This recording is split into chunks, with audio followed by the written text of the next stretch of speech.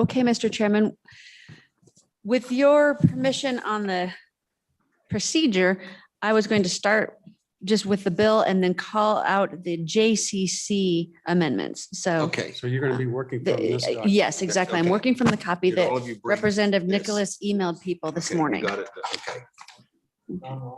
So Heather, please. Okay, Yeah, I emailed it to you this morning. Yeah.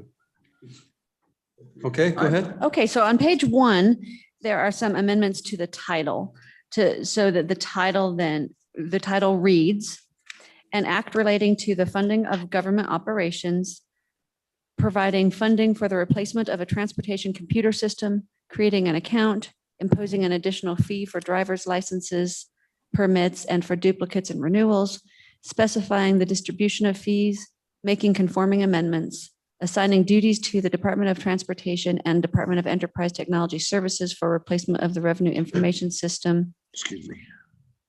requiring reporting, and providing for an effective date.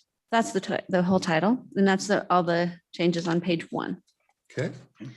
On page 2, there is inserted after line 9, a new section 2, which if you could all go to the next page, which is unnumbered, That's this one. there's a section 2, which inserts several amended sections of statute. You'll know you're in the right place if you see section 2 at the top and then listing of some statutes, and then it'll say motorcycle safety education program account, disposition of fees and fees as the 3 sections of statute. So that looks like this for those who are on the Zoom. And Heather, that is pretty much the Senate Standing Committee amendment, correct? That is One of them. one piece of the Senate Standing Committee Transportation. amendment, and it is not changed at all. Okay. It is from the Senate Standing Committee Amendment 1 Okay. of those. It's not Okay. changed in the slightest bit from that. So that is inserted as a new section 2. So now if we, and that was just like the follow-on page in your PDF. But if we can scroll back to the numbered page 2, you'll see the other changes are just amending the section, the words section 2 to be section 3 now at line 11 on page 2. And then at line 16 on page 2, there's a caveat that says subject to subsection D of this section. So those are all the changes on page 2. Okay. Now we'll flip, if you're scrolling through the PDF, you'll go past page 2, then you'll go past this inserted section. And now we are on page 3 of the bill. And I wanted to make sure everyone is tracking. I see a couple scowls. I Yep. didn't know if people were lost. We're now on this page. That one right there. Yeah, Tim, do you need to sit next to me? I do. No, one of the other Tim. I do. Okay. If you want to come sit here. No, I mean, if you want to see a hard copy, you can sit next. Oh, okay. All right. We're good. Okay. I just wondered if And so Senator Salazar needed that. Senator Landon, on this page 3, I think this is some of the issues, probably the one paragraph that we need to have the most discussion about. And that's subsection D. And the question is, can they spend no funds until further authorization, or some more language where they can expend some funds for some purposes? So this is kind of, I think, when we left off yesterday, this is what I suggest is let's just go with this for now. We'll finish going through the bill, and then we'll come back to this, because this will be the thing that we resolve, I think. Well, Mr. Chairman, I think that's a good approach. And you're right, that is one area that the 2 chairmen of Transportation Committee thought that we may want to take a hard look at and provide some wiggle room for the Transportation Department to get started, but we'll come back to that. Okay, so on page 3, the subsection that Representative Nicholas was talking about is that subsection D that's inserted after line 7 that says the department shall not expend any funds from any source for the replacement of the revenue information computer system without legislative authorization for expending those funds. I understand we're coming back to that, so I'll move on. On line 9, it simply changes section 3 to section 4. However, now section 4 is going to be quite changed. You'll notice from lines 11 through 23, and then pages 4, 5, and 6 are all deleted. So now if we're at the top of page 7, and what those pages that were deleted were, they were some prescriptions as to specifics of what the replacement system would need to contain. But that has been reduced to this next sections on page 7. You'll notice that the first 5 lines are deleted, and then inserted after line 5 is a subsection A that says, the Department of Transportation shall develop and purchase the transportation information system to replace the revenue information system in consultation with the Department of Enterprise Technology Services. The ETS, which shall advise the Department of Transportation on all aspects of the TIS, which is Transportation Information System project, including review of any request for proposal. That's subsection A. Then subsection B is a reporting requirement that says that no later than July 1st of this year, the Department of Transportation and ETS shall provide to the Joint Transportation, Highways, and Military Affairs Interim Committee and to the Joint Appropriations Committee a proposed timeline for each phase of the TIS project: purchase, development, configuration, migration, and full implementation. The Department of Transportation and the ETS shall provide the Joint Transportation, Highways, and Military Affairs Interim Committee and the Joint Appropriations Committee quarterly updates on the progress of the project. So that is the extent of section 4, because then you'll notice that from lines 12 through the end of the page are deleted, as well as page 8. And then on page 9 of the bill, the section is changed to section 5, and then there's a split effective date to make it be so that these the latter half of the bill is effective immediately, so that they can get started with moving forward on developing any request for proposal or moving forward. And then so the first parts of the bill, the part that implement the account and the part that implements the amendments to the statute, which is the fee increase as well, that is effective July 1st. Okay, questions on the new proposed amendment? So may I ask, what is the fee increase? How much? I beg your pardon? How much is the fee increase? The fee increase is $5. And the fees, if you turn to that unnumbered page right after page 2 of the bill in the PDF, this is the Senate Standing Committee amendment. And it says that in addition to each fee collected pursuant to subsections A and D of this section, that's the fee section of the motor vehicle statutes. An additional transportation information system fee of $5 shall be imposed and shall be deposited in the transportation information system account created by WS 31-1204. So, Mr. Chairman, Senator? Yes. thank you. So the fee increase is $5 above what is paid right now, correct? Yes, yes, Okay. Mr. Chairman and Senator thank you. Salazar. Senator, that'll generate about 830,000 a year. And in the 5 years until they've been told to get the system in place, every driver pays at one time. So, Every 4-year. yeah, 5-year renewal. Yeah, every 5 years we renew our driver's license. So it's 5 years you pay at one time. And then those fees go into this account. And none of those dollars can be expended till further legislative action, correct?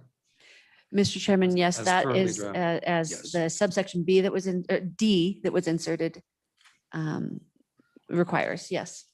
And so we know that, the YDOT has told us their estimation is that this project may cost up to $80 million and cost $1.5 million to run annually. So the 800,000 that we're putting in this kind of a savings kitty bank for piggy bank for them won't even cover their operational costs, let alone the cost of the entity.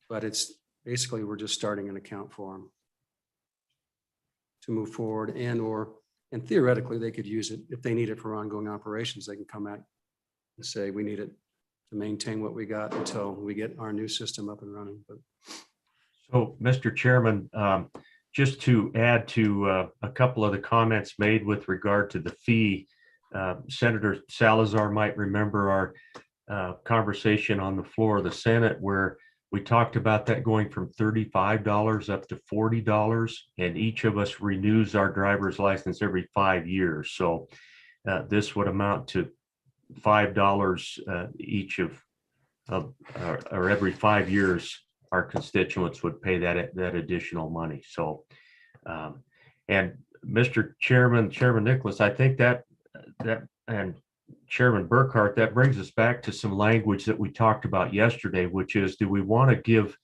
any flexibility to the department at all to get started with any consulting fees and that takes us back to that subsection D, gentlemen. Mr. Chairman, I really don't, looking at subsection D, that gives us control. We're only out 3 more months into July.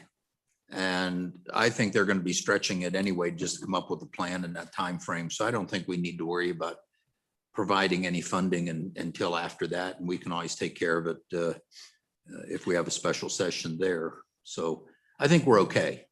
Well, Mr. Chairman, if you're okay, I'm certainly okay. And I haven't spoken directly with Senator Salazar, Senator Furphy, but Senator Furphy was involved from the beginning with this bill. So, gentlemen, any concerns that you have there? I'm good to lock this down, and further action taken is what it takes to free up any of that money.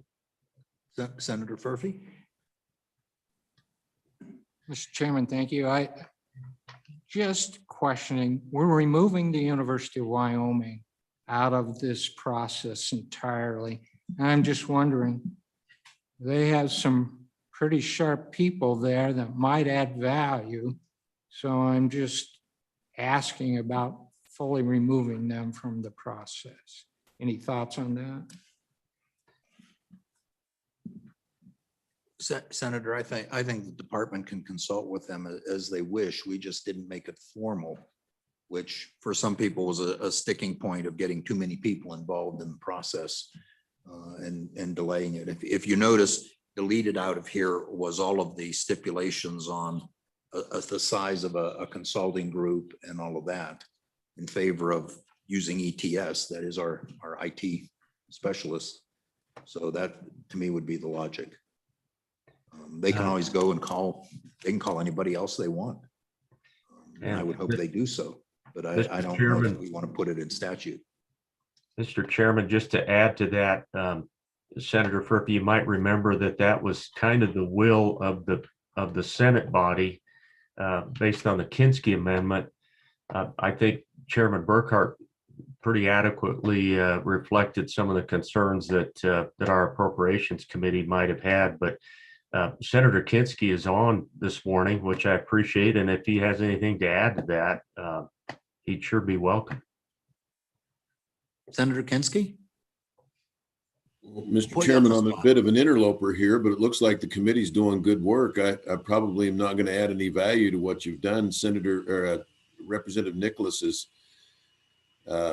he sat through the same hearings I have in appropriations, and I think his draftsmanship strikes the right kind of balance that everybody's looking for, getting this, hate to use the metaphor, on the road, getting this project on the road, but still, while we're keeping our thumb on it to make sure that it's proceeding in a direction where we think it's the most judicious use of state resources. And Bob, I appreciate your wordsmithing skills. Well, thanks for that, Senator. Appreciate it. to follow up on your Senator Furphy, what I would like to see happen is have YDOT go to UW and also craft the RFP in such a way that UW itself can come in and bid on the RFP for the project. There's nothing that says they can't. And if we have these discussions with YDOT and with ETS as they develop the RFP, then I think we can hopefully incorporate that in as just part of the process. All right. Any more discussion? I would just, Bill, just on your issues on that, on subsection D. We went with the more restrictive language, knowing that we can readdress this in July and we can readdress it in January. So, and the money doesn't start to even accumulate until July. And so there won't be much money in that pot until they have a plan, they formulate the plan and they present it to us. Bob, I'm comfortable with that. You know, I think the fact that we're gonna gather again this summer, you know, you're exactly right. It's gonna take a while for anything to be generated anyway, and I'm good. If the joint conference committee is good, I'm good. I am. I say we go with it, gentlemen, and Bob, really nice work gathering up all of our thoughts and putting the wordsmithing in here. Really appreciate your efforts. And he did do did yeoman's work on this. So thanks, Chairman. Yeah, so why do they refer to him as practicing law? I think he's doing okay. Yeah, Heather did all the work. Yeah. Oh, okay. All right, that makes more sense then. Well, Chairman Burkhardt, I think we're ready to go with it. Are you comfortable and I ready to am. take it back to the House? Well, that's great. If you guys will, I'll do the electronic signature and Okay. senators, you guys will be there in person to sign your lines if you so wish. Okay, Good. Heather, do you need anything from us? I don't think I need anything from you. And it sounds, Senator Landon, as though you know what you need to do for for an electronic signature. So we'll collect the ones, the local ones here.